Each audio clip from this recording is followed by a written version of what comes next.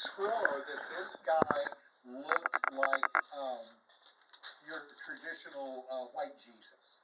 You know, the kind that, you know, like the picture that a lot of people, especially in the 60s and 70s, had hanging on their wall. You know, white skin, you know, the long beard and hair and stuff. He swore that this entity looked exactly like that.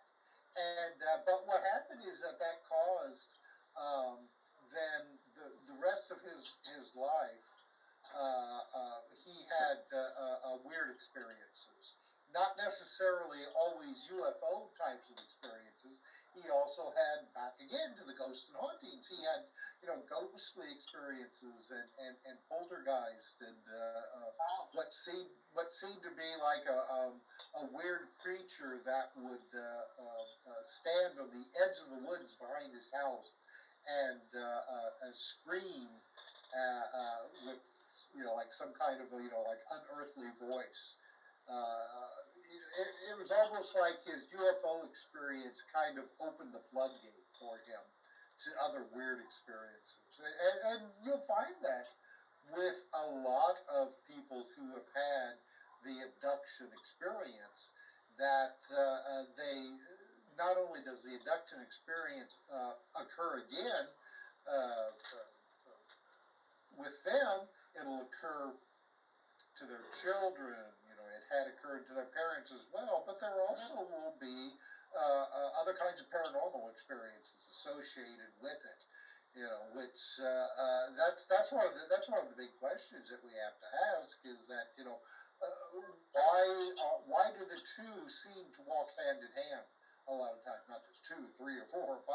You know, practically every kind of paranormal experience can also be associated with the UFO experience, and that's one of the big questions that you know that we have to ask. If we're dealing with strictly physical beings from another planet, why then do their appearance and whatever work that they are doing also produce paranormal activity?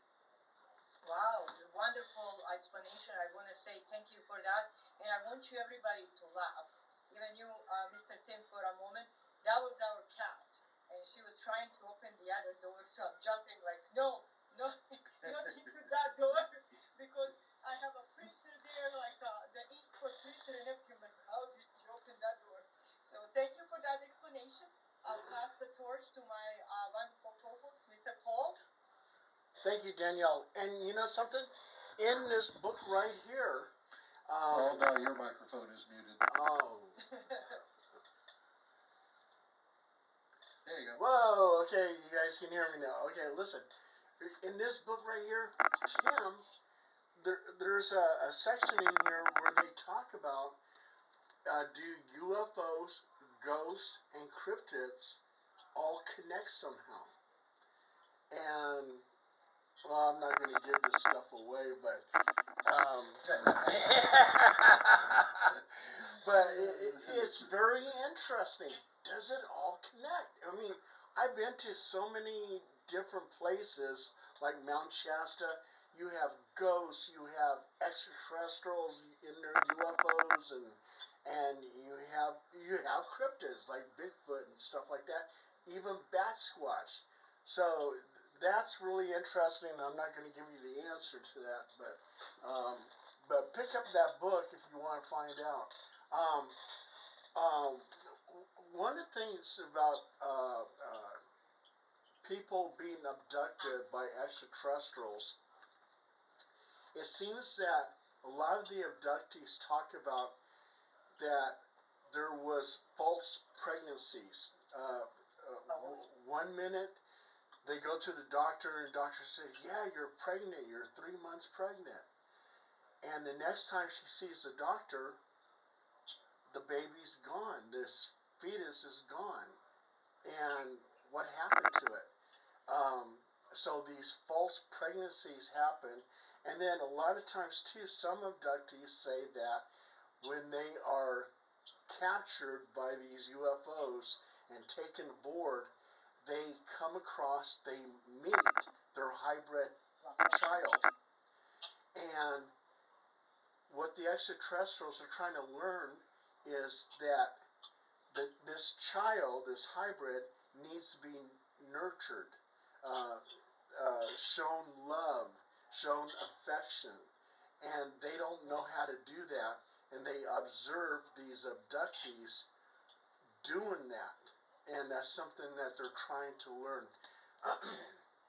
My experience with the abduction phenomenon is during my time with military intelligence, I was really good friends with a major with the ROK Army. And ROK is the Republic of Korea. And he was in military intelligence for many years. And he told me, and I don't know if he's BSing me or what, but he told me that they had what was called angel stops.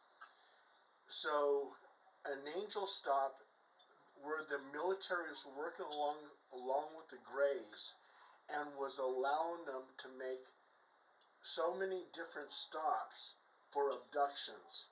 And somehow they overexceeded that amount of abductions, and why we were allowing the Greys to do that is to get information on their technology. And when they start overexceeding those abductions, the military and the Greys kind of got into a skirmish. They had a falling out. So this major was very serious. He wasn't laughing about it or anything like that, but he was sitting there telling me this story. So I don't know. What do you think about all that, Tim? Well, that is a story that you can trace that back to the 1980s with the Paul Benowitz case, and Paul Benowitz was an electronic engineer in New Mexico who got involved with the Air Force after reporting what he thought was UFO activity over an Air Force base there in New Mexico, and he then became the target of a kind of a psyop disinformation campaign to try to steer him in a different direction from whatever it was that they were actually doing at that base, and to convince him that evil extraterrestrials were involved. So, and the story that you just related was one of the stories that came out during that time, and then got circulated all over the place. And in fact, we're still talking about it today. I mean, here this is something that came out in probably the early 1980s, I think.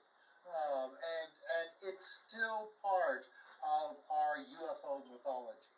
Now, I suppose then the question is, because the information that was being fed at the time was disinformation, kind of a combination of truth and propaganda and lies and all that.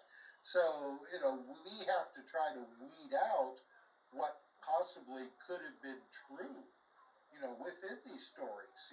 Could that story have been one of the true ones, amongst the bull hockey that was being fed, not only to Benowitz, but to other people as well, because there was Soviet agents who were in the United States trying to get a better